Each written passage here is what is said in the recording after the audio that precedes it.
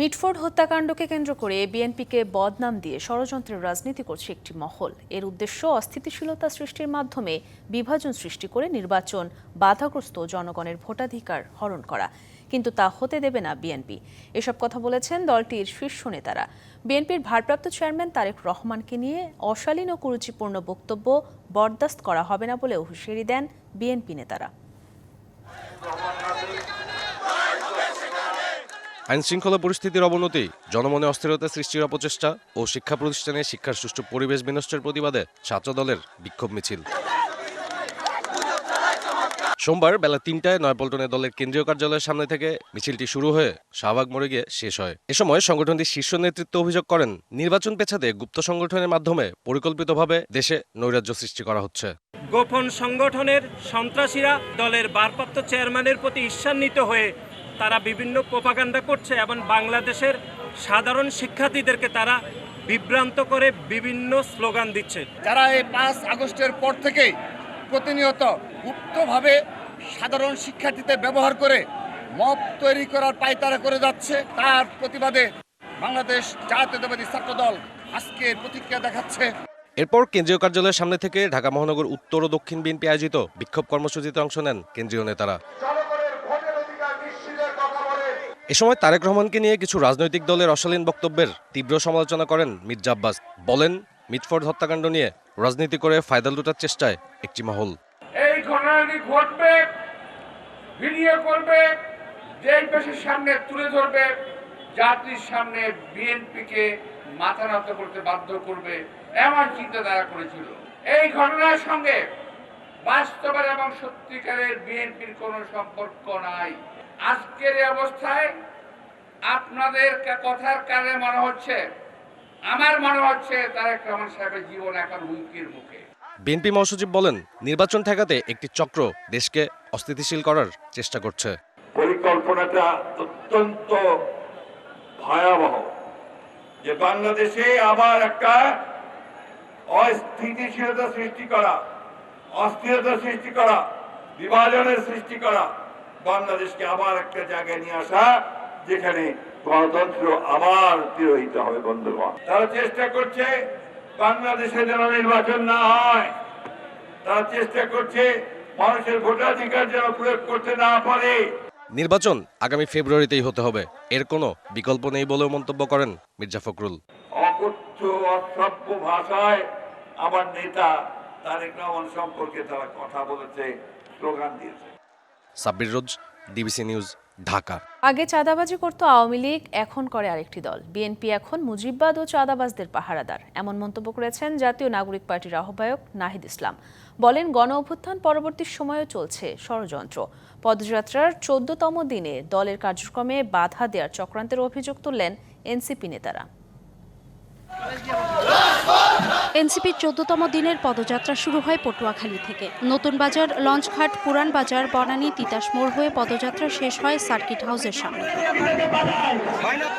এ সময় জাতীয় নাগরিক পার্টির আহ্বায়ক নাহিদ ইসলাম বলেন, মাফিয়া সিস্টেমের পরিবর্তন করতে হবে। বিএনপি এখন চাঁদাবাজদের দল তৈরি হয়েছে, সন্ত্রাসদের দল তৈরি হয়েছে, মুজিববাদের নতুন পাহারাদার হিসেবে আবির্ভূত হয়েছে। পরে পদযাত্রা শুরু হয় বরগুনায়। বিকেলে পৌর মার্কেট প্রেস ক্লাব চত্বরে হয় পথসভা। কোনো স্বৈরতন্ত্র আর বাংলাদেশে ফেরত আসতে পারবে না জানিয়ে নাহিদ ইসলাম জানান, বাংলাদেশে মুজিববাদী ও চাঁদাবাজদের কোনো জায়গা হবে না। বাংলাদেশে ভারতপন্থী এবং পাকিস্তানপন্থী রাজনীতির কোনো জায়গা হবে না। আমরা স্পষ্টভাবে বলেছি যে বাংলাদেশে মুজিববাদীদের কোনো রাজনীতি হবে না, চাঁদাবাজদের কোনো রাজনীতির জায়গা হবে না। এনসিপির কার্যক্রমে বাধা দেওয়ার চক্রান্ত হচ্ছে জানিয়ে লড়াইয়ের প্রস্তুতি নেওয়ার আহ্বান জানান দক্ষিণাঞ্চলের মুখ্য সংগঠক হাসনাত আব্দুল্লাহ। বাধা দিলে বাধ্য লড়াই, এমন সেই লড়াইয়ে আমরাই জিতব। দীর্ঘ লড়াইয়ের প্রস্তুতি নিতে হবে।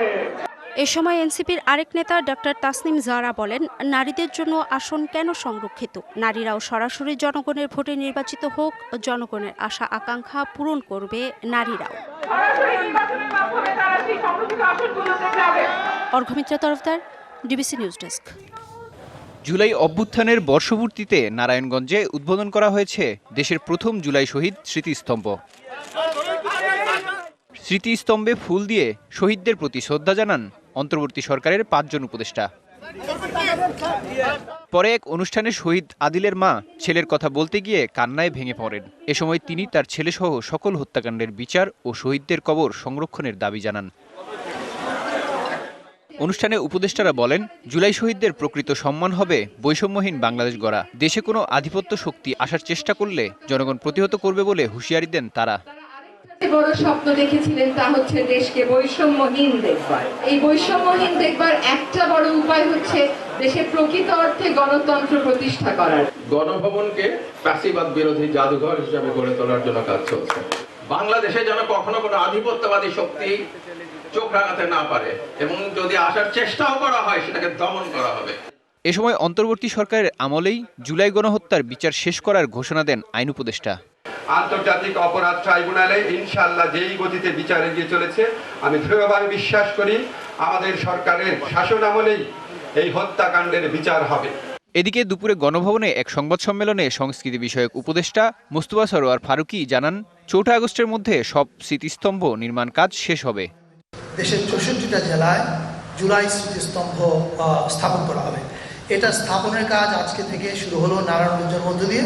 এটা আসলে আমাদের জন্য খুব সিরিয়াস কাজ, এবং আমরা বিশ্বাস করি নারায়ণগঞ্জে যেটা শুরু হলো 4 আগস্টের মধ্যে সারা দেশে এই স্মৃতিস্তম্ভের কাজ শেষ হবে। এছাড়াও জুলাই আন্দোলনে অংশ নেয়া প্রতিটি নারীর অবদান ও নাম তালিকাভুক্ত করবে সরকার। DBC news desk. খুলনায় ট্রেনের সঙ্গে ট্রাকের সংঘর্ষে একজন নিহত হয়েছেন। এই ঘটনায় আহত হয়েছে আরও 20 জন। রাতে জেলার আপিলগেট বাইপাস রেল ক্রসিংয়ে এই দুর্ঘটনা ঘটে। ঘটনাস্থলে ফায়ার সার্ভিস উদ্ধার কাজ পরিচালনা করছে। আহতদের মধ্যে 7 জনকে খুলনা মেডিকেল কলেজ হাসপাতালে ভর্তি করা হয়। দুর্ঘটনার পর থেকে খুলনার সঙ্গে সারা দেশে রেল যোগাযোগ বন্ধ রয়েছে। প্রত্যক্ষদর্শীদের মতে আপিলগেট বাইপাসের ক্রসিং পার হওয়ার সময় একটি ট্রাকের ইঞ্জিন বন্ধ হয়।